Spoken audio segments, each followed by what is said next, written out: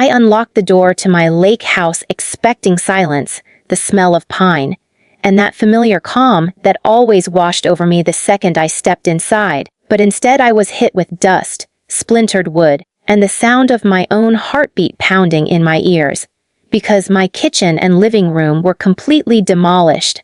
And standing there frozen in shock, the very first thought that ripped through my head was, how could my own mother do this to me? And before I even explain what I saw next, I need you to tell me honestly, if you walked into your safe place and found it destroyed by family, would you lose it or try to understand why they did it? The cabinets were gone, not removed carefully, but ripped out like someone was angry at them personally. Drywall was torn open, wires hung out like exposed veins, and the hardwood floors that I had spent months restoring were gouged and cracked. The couch that used to sit in the living room, the one I used to nap on while watching the lake shimmer through the windows, was pushed outside onto the deck like trash. I remember standing there with my keys still in my hand, my bag sliding off my shoulder, and my brain refusing to accept what my eyes were seeing. This wasn't a burglary. This wasn't storm damage. This was intentional. Someone had done this on purpose, and as I slowly stepped further inside, my stomach sank because there was only one person on Earth who would feel entitled enough to do something like this without asking me. My mom. To understand why this hurt as much as it did, you need to know what this lake house meant to me. I bought it 5 years ago after one of the hardest periods of my life. I had gone through a brutal divorce, lost friends who picked sides, and poured everything I had into my career just to stay afloat. When I finally had enough savings, I didn't buy a flashy car or a big city condo. I bought that lake house. It was old, a little rundown, but peaceful. It became my escape, the one place where nobody needed anything from me. I renovated it slowly, room by room, usually alone, sometimes with music blasting, sometimes in complete silence just listening to the water outside. Every shelf, every light fixture, every tile in that kitchen was chosen by me. That house wasn't just property, it was recovery. My mom, on the other hand, has always believed that anything I own is somehow an extension of her authority. Growing up, she was controlling in ways that didn't seem abusive on the surface, but chipped away at me over time. She'd rearrange my room while I was at school because she knew better. She'd volunteer me for things without asking because it made her look good. Even after I became an adult, she had opinions on everything from my job to my relationships to what I wore. When I bought the lake house, she congratulated me, but there was something in her tone that felt off, like she was already mentally moving herself in. At first, her involvement seemed harmless. She'd ask to visit, comment on paint colors, suggest furniture layouts. I brushed it off, telling myself she was just being a mom. But then she started bringing friends along without asking. I'd show up for a quiet weekend and find her sitting on my deck with people I barely knew, acting like the host. When I gently asked her to give me a heads up next time, she laughed and said, "Oh honey, it's a lake house. It's meant to be shared." That sentence stuck with me in a bad way. The real tension started about a year ago when she began pushing the idea of upgrading the house. She hated my kitchen, said it was outdated, impractical, not suitable for entertaining. I told her I liked it the way it was. I reminded her that I wasn't planning on selling, that it was my personal space, not an investment flip. She nodded, smiled, and dropped it, or at least I thought she did. What I didn't know was that while I was busy with work, drowning in deadlines, and barely taking time off, my mom had been building a narrative in her head where she was the hero rescuing my lake house from my poor decisions. She started talking to contractors. She started drawing up ideas. And worst of all, she convinced herself that, because she was my mother, she didn't need my permission. The weekend I discovered the destruction was supposed to be my reset. I hadn't been to the lake house in almost 3 months.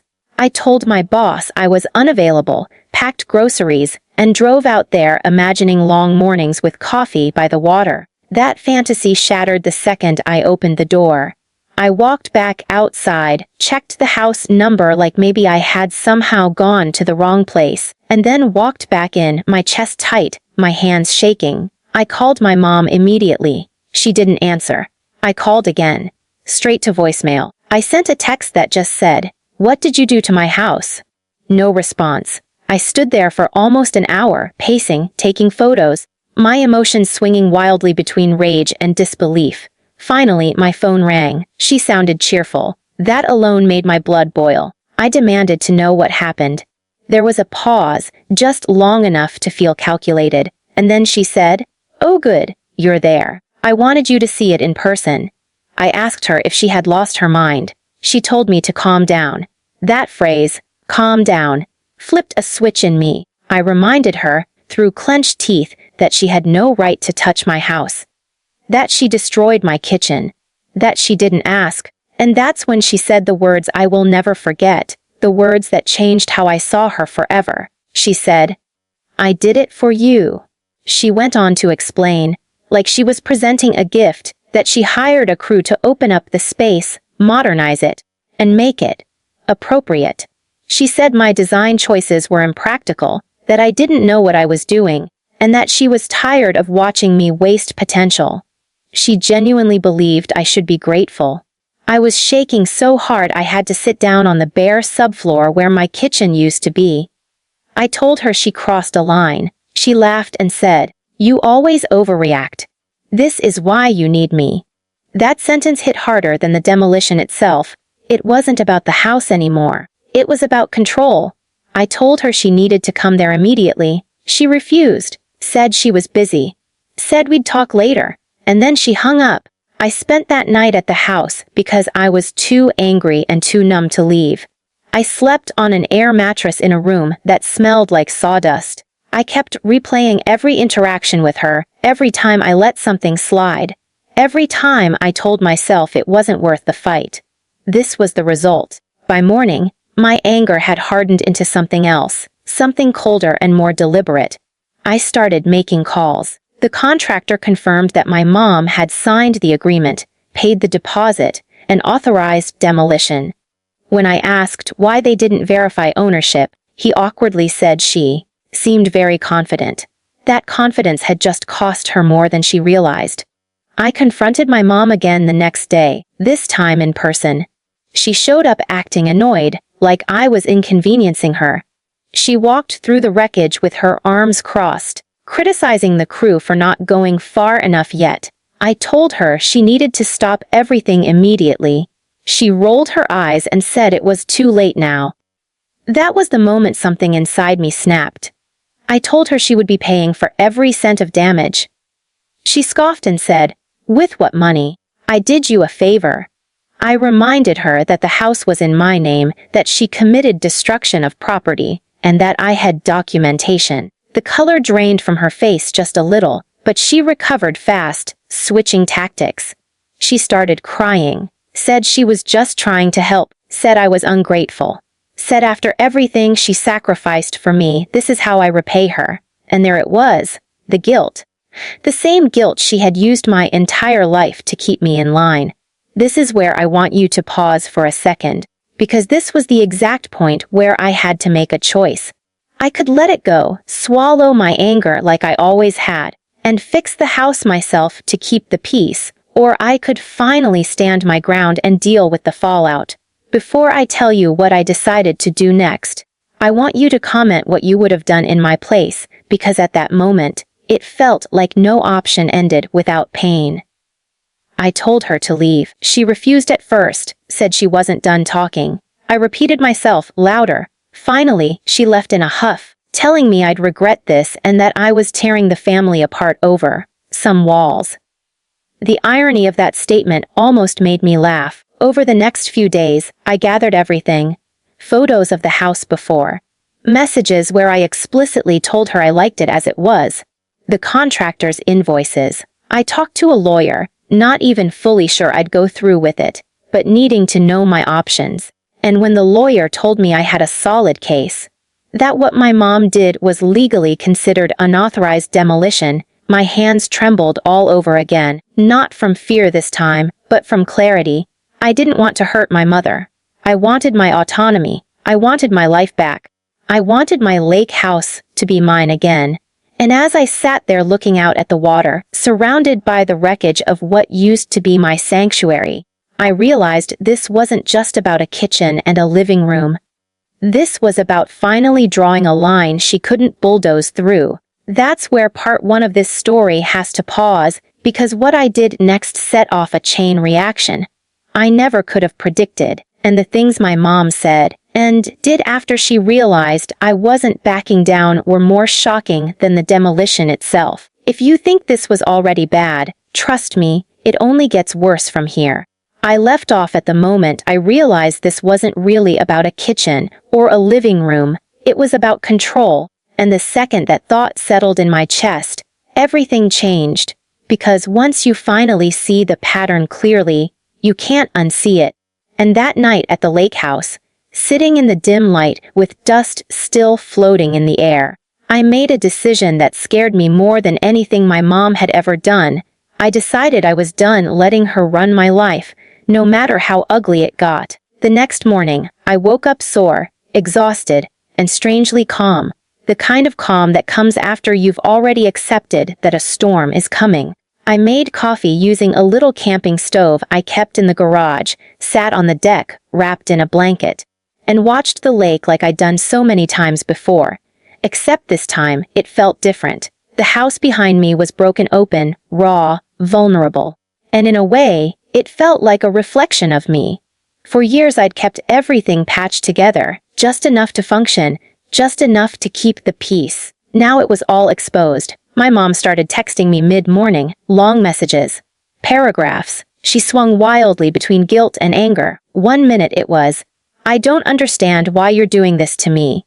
The next it was, "I guess I'm just the worst mother in the world." I didn't reply. Not because I didn't have anything to say, but because I finally understood that responding immediately was part of the cycle. She provoked. I reacted. She redirected. Silence was the one thing she didn't know how to control. By the afternoon, she showed up unannounced again. I heard her car before I saw it. That familiar knot twisted in my stomach, but this time I didn't feel small. I stayed seated at the table I'd dragged into the only untouched corner of the house. She walked in like she owned the place, gasped dramatically at the mess, and said, "I can't believe you're just sitting here while everything is torn apart." I looked at her and said, very evenly, "You did this." She scoffed and said she was tired of being blamed for everything. She said she was trying to improve my life and that I was sabotaging myself out of stubbornness. She went on and on about how she had always known best, how I had always needed guidance, how without her I wouldn't have survived half the things I went through. And that's when she said something that stopped me cold. She said, "If I don't step in, you ruin everything you touch." Something inside me cracked open, not in a dramatic explosion, but like a quiet break. I realized that no matter what I did, no matter how successful I became, no matter how carefully I built my own happiness, she would always see me as incapable, because seeing me as capable meant she lost her role. I told her I had spoken to a lawyer. Her face changed instantly. The confidence slipped, just for a second. She asked me if I was threatening her. I told her I wasn't threatening anyone, I was protecting myself. She laughed nervously and said I wouldn't really do that I wouldn't take my own mother to court over a house. I told her this wasn't about the house anymore. It was about boundaries. She exploded. She accused me of being heartless. She said I was choosing a building over family. She said she should have never helped me, never supported me, never believed in me. I reminded her that I never asked for this help, that she made a decision without my consent and expected applause. That silence fell heavy between us. Then she changed tactics again. She told me she'd pay for everything. She said she'd fix it, hire better contractors, make it exactly how I wanted. All I had to do was drop the lawyer nonsense and stop being dramatic. For a split second, I was tempted, not because I wanted her money, but because I wanted this to be over. I wanted my house back. I wanted my mom back, The version of her I kept hoping existed somewhere underneath all this control. But I knew better now. Accepting her offer would mean accepting her authority. It would mean she learned nothing. I told her no. She stared at me like I'd slapped her. She said, "You don't mean that." I said, "I do." She said I'd regret it. I said maybe, but at least the regret would be mine. She left without another word. That evening, I filed the official complaint. Just doing it made my hands shake. I cried afterward, not because I felt guilty, but because it felt like mourning. Mourning the mother I wished I had. Mourning the illusion that standing up for myself wouldn't hurt. I slept better that night than I had in months. The fallout was immediate. My phone blew up. Relatives I hadn't spoken to in years suddenly had opinions. Apparently, my mom had already started telling her version of the story, one where she was the loving parent, betrayed by an ungrateful child. Some people believed her. Some reached out quietly to say they understood but didn't want to get involved. A few surprised me by openly supporting me, admitting they'd experienced similar behavior from her, but never had the courage to confront it. The legal process was slow and exhausting. My mom tried to stall, tried to intimidate, tried to manipulate. She showed up to meetings crying, painting herself as confused and hurt, but facts don't care about tears. The documentation was clear. The house was mine. She had no legal authority. The contractor backed it up, and eventually, reality caught up with her. When the settlement came through, it wasn't just financial. It included a formal agreement that she was not allowed to enter my property without explicit permission. Seeing that in writing felt surreal, validating, sad, all at once. I used the money not just to repair the damage, but to rebuild properly, on my terms. I took my time. I redesigned the kitchen exactly how I wanted, keeping elements of the old layout because it mattered to me. I restored the living room with the same care I had before, choosing comfort over trendiness, peace over impressing anyone else. Every decision felt like reclaiming a piece of myself. My relationship with my mom changed permanently. We don't talk the way we used to. In fact, we barely talk at all. At first, that silence felt heavy, like a punishment, but over time, it became peaceful. I stopped bracing for criticism. I stopped second-guessing my choices. I started trusting myself. There were moments of doubt, of course. Holidays were awkward. Some family members still think I went too far. Sometimes I catch myself wondering if I could have handled it differently. But then I remember walking into my demolished home, the shock, the betrayal, the entitlement, and I know I did what I had to do. The strangest part is that my mom eventually tried to apologize. Not a real apology, not the kind that takes responsibility, but a version of it. She said she might have gone too far, and that she was just worried about me. I thanked her for saying that, but I didn't rush to reassure her or smooth things over. Growth, I learned, doesn't always look dramatic. Sometimes it just looks like not going backward. Now, when I go to my lake house, it feels like mine again. Truly mine. The quiet hits differently. The walls feel solid. The space holds me instead of suffocating me. And every time I sit on that deck, coffee in hand, watching the water move, I'm reminded that peace isn't something you inherit or are given. It's something you defend. So that's the whole story. That's how a weekend meant for rest turned into the moment I finally chose myself.